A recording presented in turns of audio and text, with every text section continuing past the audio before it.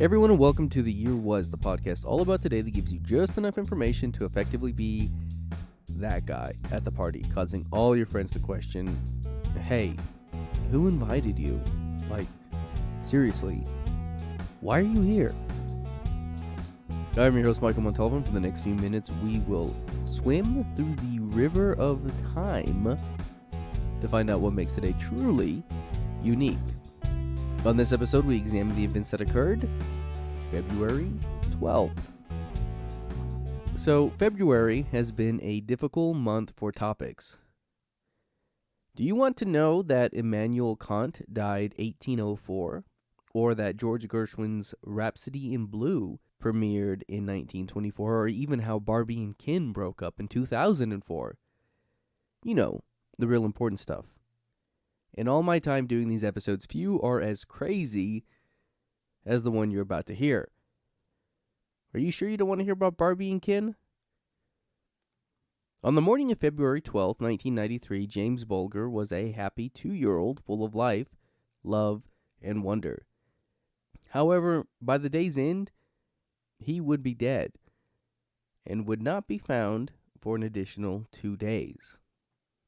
While you would expect me to say that a man and a woman were behind the whole terrible ordeal, what makes this a particularly troubling case is this. The year was 1993, and on this day, February 12th, John Venables and Robert Thompson, 2 10-year-olds, abducted and murdered James Bulger. So why did they do it? We don't really know. Both Venables and Thompson would go on to blame the other, and no real reason has ever really been given for their actions. Here's what we do know about the day in question. Venables and Thompson both skipped school that day, deciding instead to go to the shopping center, or mall as I will refer to it, and according to allthat'sinteresting.com, spent the day stealing from shops and then throwing their stolen goods down the escalator. At some point, they must have gotten bored and made the decision to steal a kid. They made their way to the TJ Hughes, where they located a boy and a girl. Coaxing them from their mother, the 2 boys abandoned the girl and began beckoning the boy towards them. And that's when Venables saw the mother appear. The mother had panicked when she couldn't locate her children and began to search for them. Upon locating her daughter, she was told the son had gone with the boy. Rushing outside, she saw him. The mother called to him, and Venables told him to go back to her before he and Thompson made their exit. This boy was not James Bulger. Instead, James Bulger was with his mother, Denise, while she was shopping. The 2 boys, having already failed to lure a child away, saw Bulger, and while his mother was distracted, called him over to them. Taking his hand, they led him out of the mall towards his fate. The time was 3:42 p.m. What happened next, I don't know if you can really call the bystander effect. For those who don't know, it basically says that the more people there are, the less likely you are to do something or help someone in trouble. Many people who saw the 3 assumed them to be brothers, so it was probably a mix of that and some confusion. So now that they had Bulger, what were they going to do with him? While Denise went into panic mode, Venables and Thompson were ignoring the cries of James, calling for his mother. They took him to a nearby canal and dropped him on his head, which cut and bruised him. They were spotted by a woman who passed by, and so they left him there. She did nothing. Meanwhile, with no sign of Bulger at the mall, a missing persons report was called in to police. It was now 4:15 p.m. Venables and Thompson returned and once again called for Bulger to follow them, and he did. But because of his injury, they pulled his hood down to hide the bruise. Many people passed them. Some saw the injury on his forehead, and one saw tears coming down from Bulger's eyes, but no one did anything.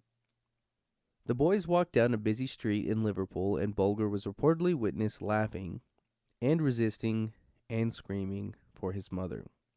The All That's Interesting article states that a woman saw the boys hit Bulger, but she only closed her curtains. Through all of it, only a few people would stop and question the boys. One woman confronted them and was told, "We just found him at the bottom of the hill." She would later regret not doing more. Another woman told the two boys she would take James to the police and asked a nearby woman to watch her daughter. The woman responded her dog did not like kids and refused, and they let the boys go on their way. Why she couldn't take her daughter to the police station with her, I don't know. Two shopkeepers stopped the boys but let them go, and that's when they finally made their way to the railway.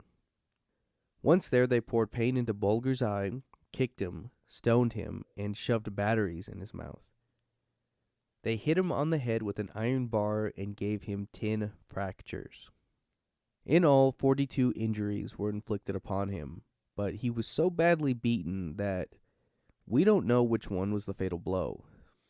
The two boys then took the dead body and placed it on the railroad track and then left. A train would come, and much like the Black Dahlia before him, he would be cut in two. This all occurred around 6:30 p.m. Now, as you might imagine, the parents of James Bulger were suspects in their son's disappearance, much like the Ramseys. The police would search the canal because of the eyewitnesses that saw him there, but little progress was made, and then the police saw the surveillance footage. At this point, the body had yet to be found, and so when Bulger's father, Ralph, saw it, he said, "He's with two young kids. He's going to be all right." 2 days after James Bulger was killed, 4 kids found him in the rail yard, only 200 yards, or 2 football fields for the Americans, away from a police station. The police knew children had taken Bulger from the tapes, and in addition to investigating the scene for clues, they had checked with nearby schools for an absentee list for the period in question.